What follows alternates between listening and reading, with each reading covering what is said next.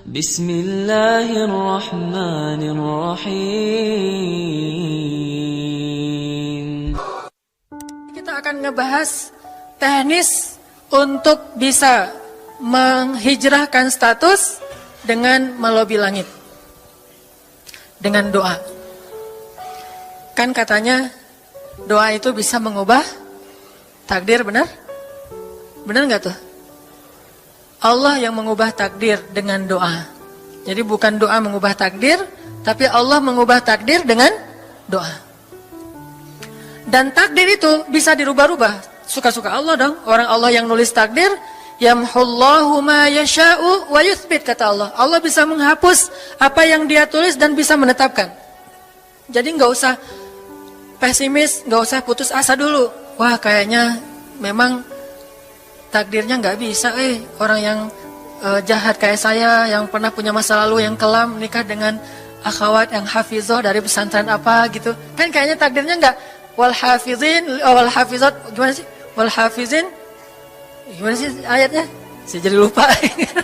Orang yang soleh, orang yang menjaga diri dengan orang yang menjaga diri, orang yang soleh dengan orang yang soleh. At-thayyibin lit-thayyibat, maaf. At-thayyibin lit-thayyibat. Orang yang baik ketemu orang yang baik. Tapi kan saya mah orangnya udah keburu nggak baik duluan. Sekarang lagi belajar jadi orang baik tapi belum baik-baik amat. Sedangkan dia mah udah terpelihara dari dulu. Kayaknya kita mah nggak sekufu, nggak selevel, beda dunia. Yang satu dunia putih, satu dunia hitam. Ini gimana nih nggak ketemu nih? Takdirnya mungkin kita emang nggak layak untuk dia. Tetapi dengan doa Allah Subhanahu Wa Taala berkuasa untuk mengganti takdir. Makanya malam ini kita akan belajar tentang bagaimana menggunakan jalur langit untuk bisa mendapatkan hajat kita. Baik menikah, dapat kerjaan, punya anak, dan keajaiban-keajaiban lain yang bisa kita dapatkan kalau kita tahu cara menggunakan jalur langit. Ada orang yang berdoa. Janji Allah kepada orang yang berdoa. Makanya doa itu benar-benar senjata orang mukmin. Melebihi senjata apapun yang dimiliki oleh seseorang. Paling dahsyat itu kalau punya doa. Jadi kalau orang yakin kepada Allah, maka dan keyakinan dia kepada Allah lebih besar daripada keyakinan dia kepada apapun, maka selama dia masih bisa berdoa kepada Allah, dia tenang. Ada masalah dikit, oh ilahi. Ada masalah dikit, ilahi. Ada masalah dikit, Rabbi. Terus saja. Ada masalah sepele apapun, minta ke Allah. Ada masalah apapun, minta ke Allah. Dan kata Nabi, janganlah kalian menjadi lemah dalam berdoa. Karena sesungguhnya tidak akan binasa seseorang selama dia masih berdoa kepada Allah. Itu hadis Nabi dari Aisyah. Janganlah kalian menjadi lemah dalam berdoa. Artinya jadi pundung, jadi putus asa dalam berdoa. Karena tidak akan binasa seseorang selama dia masih berdoa kepada Allah Subhanahu Wa Taala. Jadi kalau kita masih terus mengharap dan meminta kepada Allah, kita nggak akan binasa. Kita nggak akan kalah. Kita nggak akan rugi. Dan kata para ulama, segala sesuatu di dunia ini akan pergi dan tidak kembali. Ini clue penting nih, bisa dicatat. Segala sesuatu di dunia ini akan pergi dan tidak akan kembali kecuali doa. Dia pergi dan dia pasti akan kembali. Segala sesuatu kalau udah pergi di dunia ini, nggak akan kembali lagi. Kalau pergi di sini maksudnya pergi kepada Allah. Tapi kalau doa pergi ke Allah, dia pasti akan balik lagi kepada yang meminta. Satu-satunya yang pergi ke Allah dan kembali di dunia ini hanyalah doa. Makanya ayat ini kalau kita kasih judul adalah janji Allah kepada hambanya yang berdoa. Allah berjanji, apa kata Allah? Inni qaribun. Aku itu dekat. Maksudnya nggak mungkin aku nggak dengar doa kalian. Begitu kita berdoa, kita pikir, Allah dengar nggak ya? Jangan-jangan kok doa saya belum diijabah, kayaknya Allah nggak dengar yang kemarin, saya harus keraskan lagi suara saya. Nggak, ini qarib. Arti ini qarib, aku itu dengar banget apa yang kamu ucapkan. Nggak usah diucapkan, di dalam hati aja Allah udah dengar. Siapa yang pernah berdoa di dalam hati terus langsung Allah ijabah? Rasulullah. Coba teman-teman buka awal juz kedua. Ayat surat Al-Baqarah ayat 144. Itu gara-gara Nabi ada harapan di dalam hati tapi nggak berani ngomong gitu ke Allah. Cuma dipendam di dalam hati doang. Tapi langsung diijabah oleh Allah. Ayat surat Al-Baqarah ayat 144. Allah berfirman, "Qad nara taqalluba wajhika fis samaa, falanuwalliyannaka qiblatan tardaha, fawalli wajhaka syatral masjidil haram, wa haitsu ma kuntum fawallu wujuhakum syatrah, wa innalladzina utul kitaba la ya'lamuna annahu al-haqqu min rabbihim wa ma Allahu bighafilin 'amma ya'malun." Jadi ceritanya orang Yahudi suka menghina kaum muslimin gara-gara orang Islam kalau sholat waktu itu masih menghadap ke Al-Aqsa, Palestina. Jadi kata orang Yahudi itu, lihat orang Islam mah fake, suka niru. Kita sholat menghadap Al-Aqsa, mereka sholat menghadap Al-Aqsa. Berarti agama mereka itu adalah agama yang meniru agama kita, nggak original. Sering diperolok-olok, setiap kaum muslimin sholat dihina sama mereka. Akhirnya Nabi ngerasa sedih. Wah, gimana ya caranya? Sehingga setiap sore Nabi berdiri di suatu bukit, kemudian lihat ke langit. Cuman nggak ngomong, gini aja ke langit. Membatin, bayangin. Pernah nggak teman-teman membatin ke Allah?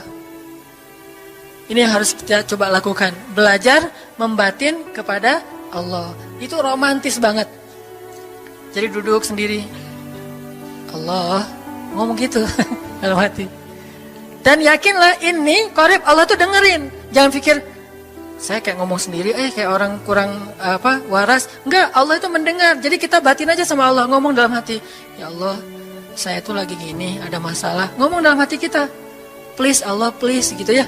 Nah, itu kalau kita membatin, inni qaribun wa asirru qaulakum aw ijharu bih innahu alimun bidzatis sudur. Jadi Nabi nggak enak mau ngomong, ya Allah tolong dong pindahin kiblat dari Masjidil Aqsa ke Masjidil Haram. Soalnya daripada dikata-katain melulu sama orang Yahudi, mau ngomong kayak gitu tuh nggak enak sama Allah. Malu Rasul ke Allah. Masa kiblat aja minta dipindahin. Akhirnya Nabi cuma ngelihat ke langit aja tiap hari.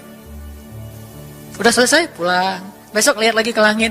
Turunlah ayat ini. Sesungguhnya kami telah melihat bagaimana kamu selalu menengadahkan wajahmu ke langit. Maka kami palingkan kiblat ke arah yang kamu sukai. Coba lihat. Turun wahyu untuk merespon doa Nabi yang bahkan belum diverbalkan. Belum diucapkan dengan kata-kata, tapi Allah udah ngerespon. Ini kan keajaiban doa nih. Cuman kita seringnya ngerasa udah minta berkali-kali kok nggak dikasih-kasih. Kita belajar sekarang. Rasul nggak usah minta pakai verbal, cuman membatin doang dalam hati, Allah udah ngasih. Pernah nggak teman-teman ngerasa kayak gitu? Ada kepengen sesuatu, tiba-tiba terwujud. Pernah kan? Tapi kepengennya yang baik-baik. Pengen misalnya, aduh, saya pengen banget umroh, cuman mau ngomong kayak gitu mah, saya mah orangnya kayaknya nggak mungkin bisa umroh kalau ngandalin harta. Orangnya nggak mampu, kerjanya juga pas-pasan, gimana mau umroh untuk makan aja susah. Tapi pengen banget dalam hati kita.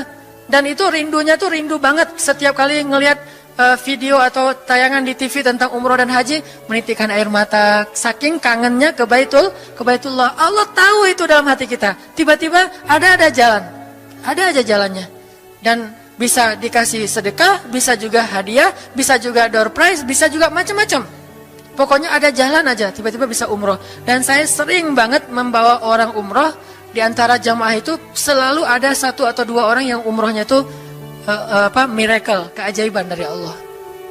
Ketika saya cari tahu alasannya apa, ternyata emang dia dari dulu pengen banget umroh. Cuman gak bisa ngandelin hartanya, Allah kasih jalan yang lain. Bukankah Allah itu memampukan yang diundang, bukan mengundang yang mampu? Kan itu yang sering kita dengar kan? Allah tidak mengundang yang mampu, tetapi memampukan yang diundang. Kalau udah Allah undang, pasti mampu. Kalau Allah nggak ngundang, walaupun dia mampu nggak akan bisa. Jadi Allah bukan mengundang yang mampu, tetapi memampukan yang diundang. Sehingga kita kalau hati kita kayaknya pantas diundang, Allah undang tuh. Begitu juga dalam urusan rezeki. Aduh, saya pengen kerjaan yang kerjaannya itu lebih halal, lebih nyaman, bisa sholat berjamaah tepat waktu, ada waktu juga buat keluarga, bisa juga berdakwah ke teman-teman. Akhirnya membatin kita itu karena kuat banget, Allah wujudkan.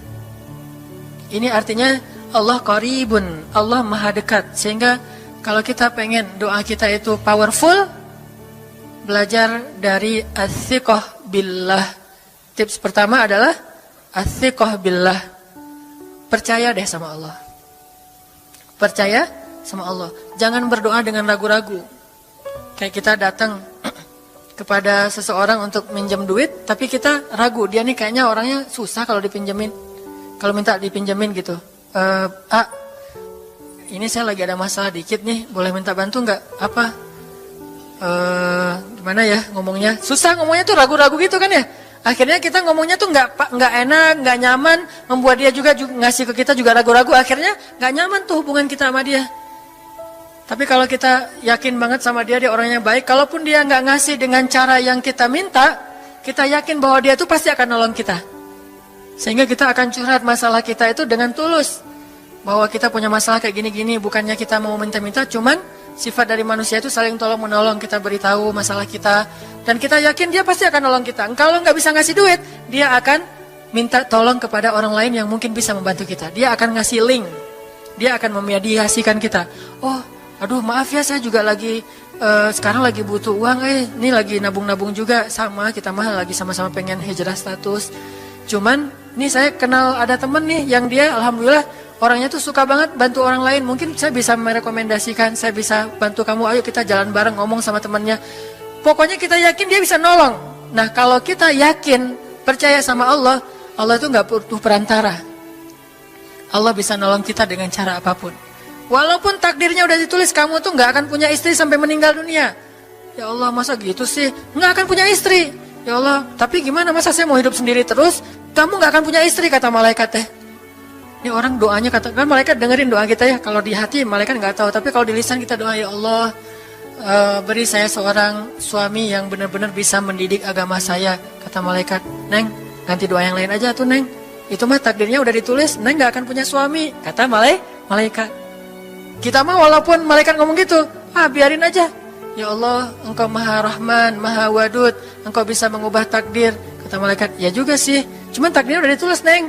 Ya Allah, terus aja tiba-tiba tok, assalamualaikum, waalaikumsalam.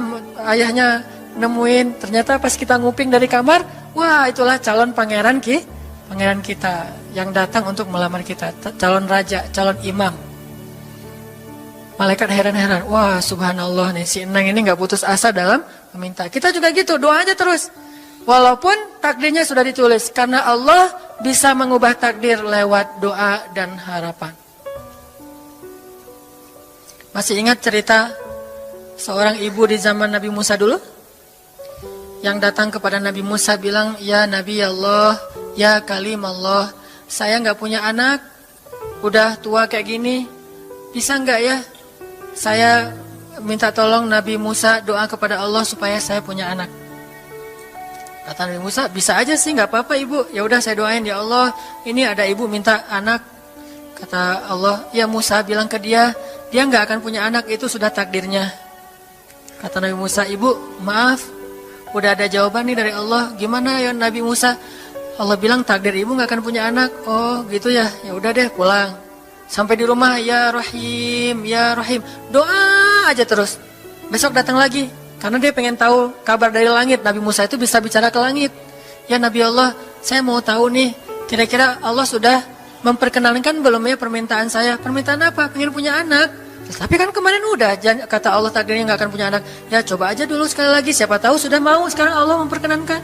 Wah ini benar-benar dia husnuzan sama Allah. Siqah, percaya sama Allah. Gak percaya kepada yang lain, percaya sama Allah aja. Nabi Musa karena udah terus aja direngekin minta gitu. Nabi Musa bilang, ya Allah, ini ada ibu yang kemarin, gimana dong ya Allah?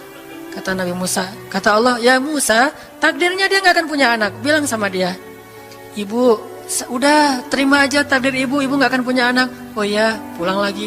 Ya Rahim terus saja sepanjang malam, sepanjang hari doa. Berhari-hari datang lagi kepada Nabi Musa. Ya Nabi Allah, udah berubah belum? Udah mau belum Allah ngasih saya anak? Kan udah kemarin takdirnya, tapi coba lagi sekali lagi aja. Nabi Musa minta lagi ke Allah, kata Allah masih yang sama, pulang lagi. Nggak datang-datang lagi ke Nabi Musa. Setelah beberapa bulan, datang-datang bawa bayi. Assalamualaikum, sudah semangat sekarang, beda gitu ya. Kalau dulu Assalamualaikum, melas gitu ya. Sekarang Assalamualaikum, Nabi Musa. Kata ibu, hah? Ibu yang kemarin? Ya itu siapa? Anak saya. Hah? Anak ibu? Anak kandung maksudnya? Bukan nyuri. Nggak, anak kandung saya ini Nabi Musa. Wah, Nabi Musa nggak wah sih, subhanallah kalau Nabi Musa. Kalau saya mah wah gitu ya. Kalau Nabi Musa, Masya Allah. Nabi Musa tanya ke Allah, ya Allah, itu ibu yang kemarin katanya takdir nggak akan punya anak, kok bisa punya anak? Ceritanya gimana Allah? Ceritain dong, saya kok nggak update gitu informasinya, kata Nabi Musa. Allah ngasih update. Kata Allah, Musa, setiap kali aku bilang dia nggak akan punya anak, dia terus berdoa dengan menyebut Ya Rahim, Ya Rahim. Allah itu kan senang banget dipuji, dan Allah lebih berhak untuk dipuji. Kalau kita senang dipuji nggak baik, kalau Allah senang dipuji, emang punya hak untuk dipuji kan? Allah senang dipuji. Dia bilang Ya Rahim, kamu bilang gak akan punya anak, dia bilang Ya Rahim, terus saja berharap. Wahai Musa, sesungguhnya rahmatku mendahului takdir. Rahmatku mendahului takdir. Akhirnya dengan sifat Rahim, Allah mengubah takdir ibu ini. Walaupun secara ilmiah gak mungkin punya anak karena sudah menopause. Tetapi Allah yang memiliki kekuasaan atas segala sesuatu. Nah, tips pertama adalah kalau kita pengen doanya powerful, melahirkan mukjizat dan keajaiban, adalah at-thiqah billah, harus percaya sama Allah. Pertama, percaya bahwa Allah Subhanahu wa taala itu maha kuasa mengubah apapun yang Dia kehendaki. Apa yang Allah ingin, masya Allah kan pasti terjadi.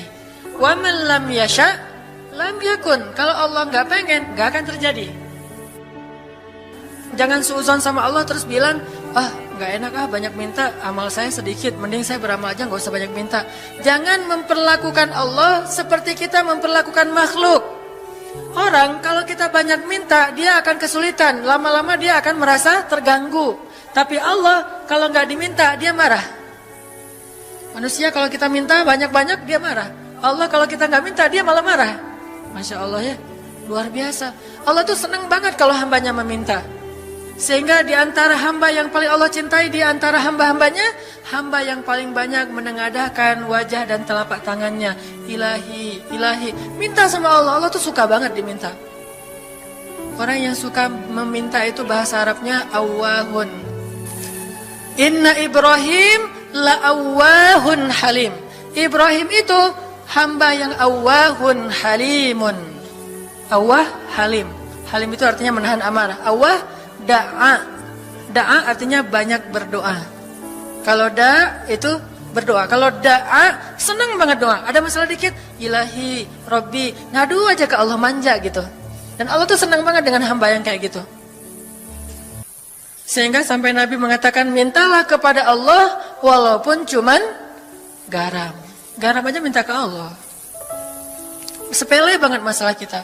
Ya Allah, mudah-mudahan nanti nggak macet ya. Minta sama Allah. Kok macet ya Allah? Ya biar kita sabar. Udah tahu jam macet berangkatnya telat gitu ya. Jangan salahin Allah. Tapi minta, bilang, biasakan kita tuh komunikasi sama Allah dengan manja. Ya Allah, mudah-mudahan saya bisa jawab ujiannya. Udah belajar sih ya Allah, cuma nggak tahu kan semuanya di tanganmu. Minta ke Allah. Bismillahirrahmanirrahim. Makan ya Allah, ini rezeki darimu. Makasih ya, makan.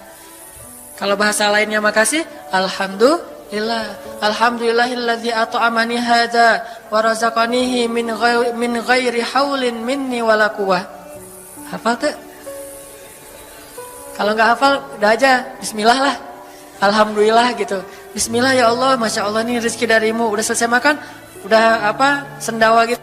Alhamdulillah, Allah baik banget. Ngomong sama Allah, sering-sering komunikasi sama Allah, dan Allah itu wa huwa ma'akum aina ma kuntum. Dia bersama kalian dimanapun kalian berada. Bersama ya, bukan ada. Kalau ada itu beda. Allah di mana-mana itu beda. Tapi Allah bersama kalian itu artinya Allah melihat, Allah mendengar, Allah menyaksikan, Allah mencatat, Allah maha menilai. bersama kita. Kalau ada, dia bertempat. Sehingga nanti kalau ada anak bilang, "Mah, Allah di mana?" "Allah ada di mana-mana, Dek." Ntar dia malah karena cerdas, kalau gitu di WC juga ada, kan nggak boleh kan? Ini jawaban yang keliru, kurang filsafat. Allah itu bukan ada di mana-mana. Allah bersama kita dimanapun kita berada. Itu beda. Kalau bersama, ma'iyah, artinya Allah melihat, menyaksikan, mendengar, menghargai, dan terus memelihara dimanapun. Sehingga nggak usah khawatir bahwa ini mah nggak di masjid, nggak apa-apa.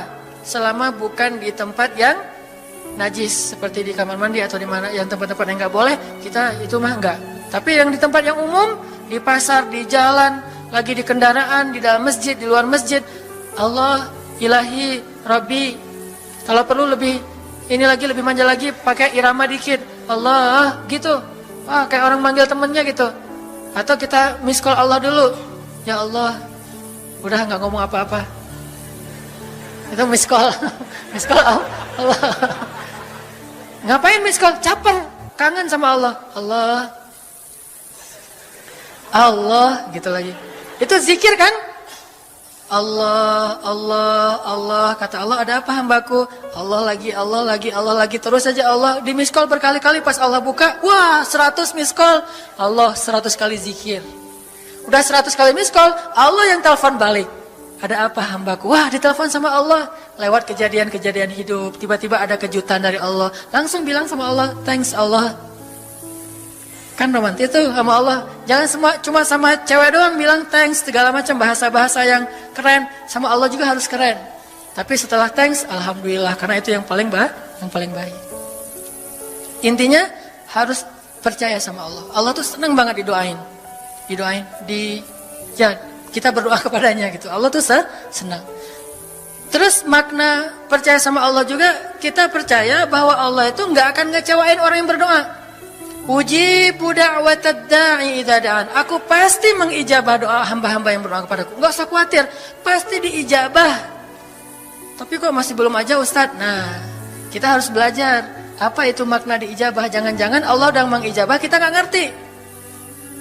Kayak ada analogi tentang orang yang tenggelam, terus dia meninggal sambil menuduh Allah, Allah kok nggak nolong saya? Bukankah aku sudah mengirim pelampung?